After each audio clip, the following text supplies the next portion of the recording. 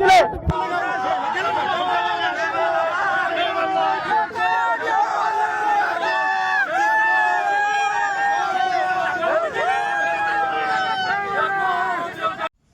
बांधवांनो, जय मल्हार.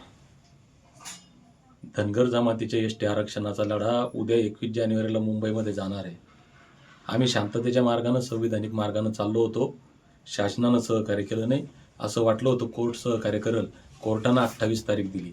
आम्ही मागतो 21 तारीख. काल एकतर कोर्टानं नाही म्हणायला पाहिजे होतं किंवा हो म्हणायला पाहिजे होतं. संपूर्ण महाराष्ट्रामध्ये धनगर समाज बांधवांना माझी विनंती आहे, तुम्ही आहे त्या ठिकाणाहून तुम्ही मुंबईकडे निघलं पाहिजे. जिथं पोलिसांनी अडवलं, अटक केलं, तिथं आपण अटक व्हायचं, जेल भरायचं. एक तर आपण मुंबईत जाऊ, या भंडाऱ्यानं मुंबई पिवळी करायची, नाही तर या भंडाऱ्यानं पोलीस स्टेशन आणि जेल पिवळी करायची. पाहू या देवेंद्र फडणवीस साहेबांकडे किती जेल आहेत आणि किती पोलीस स्टेशन आहे. सगळ्याच्या मनामध्ये खदखद आहे.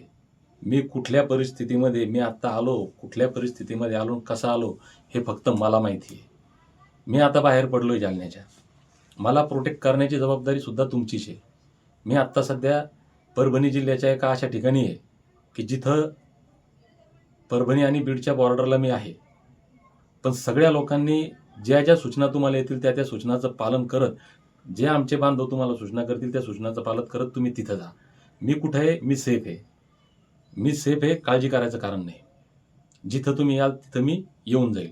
एकच विनंती आहे भावांनो, अभिनय तो कवी नाही. सरकारनं आम्हाला मुंबई द्यायची परवानगी द्यावी, नाही तर आम्हाला जेलमध्ये टाकावं. ही दीपक बोराडेची लढाई नाही, ही महाराष्ट्रातल्या 2.5-3 कोटी धनगरांची लढाई आहे. आणि मुंबईत जर मला कदाचित येताच नाही आलं एवढे प्रयत्न करून सुद्धा, तर प्रत्येक जण दीपक बोराडे. जो माणूस आझाद मैदानामध्ये जाईल तो दीपक बोराडे. जो पिवळा झेंडा घेऊन येळकोटचा जय घोष करेल तो दीपक बोराडे. ही दीपक बोराडेची लढाई नाही, ही लढाई महाराष्ट्रातल्या 2.5-3 कोटी धनगरांची आहे. ही लढाई आमच्या लेकराबाळांच्या कल्याणाची आहे. ही लढाई आमच्या अस्मितेची, आमच्या स्वाभिमानाची आहे. म्हणून जर दीपक बोराडेला अटक झालं तर महाराष्ट्रातल्या प्रत्येक धनगरानं, आमच्या माय मावल्या असतील, आईल्या माईंच्या लेकी असतील, सगळ्यांनी अटक व्हा. तसा दबाव होणार नाही. मी 17 तारखेला जालन्यामध्ये ज्यावेळेस मला नजरकैद केलं, अटक केलं, बांधवांनो, जालन्यात जर त्या दिवशी 1500 गाड्या जरी आल्या असत्या ना तरी हे सुटलं असतं. मला बोलता येत नव्हतं. माझे फोन सगळे रेकॉर्डिंगवर आहेत. मी काय, माझ्या मुवमेंटवर प्रत्येक गव्हर्नमेंटचं लक्ष आहे. मग काही गोष्टी या गनिमी कावा याला म्हणतात, जे मला सांगत होते ना, हा गनिमी कावा म्हणतात. जालन्यात जे कर्फ्यूच्या वातावरणातून चारही बाजूनं पोलीस असताना मी बाहेर पडलो ना, याला गनिमी कावा म्हणतात. आणि दीपक बोराडेला तेच चांगलं येतं, कारण आमचं रक्त, आम्ही वंशज आहेत महाराजा यशवंतराव होळकरांचे, मल्हारराव होळकरांचे. त्यांनी जमिनीवर युद्धनीती शिकली होती. ही युद्धनीती आम्हाला पाहिजे ना. काल काय बोललो, काल मी जे बोललो होतो ते बोलणं माझं गरजेचं होतं. मला कुणाविषयी आकस नाही, कुणाविषयी लोभ नाही, कुणाविषयी राग नाही. प्रत्येक मल्हार मावळा, काल घनश्याम बापूंचं अभिनंदन करतो. त्यांनी चांगली भूमिका घेतली, स्ट्रॉंग मांडलं त्यांनी की एक दीपक बोराडे गेला तर जाऊ द्या, आम्ही दीपक बोराडे.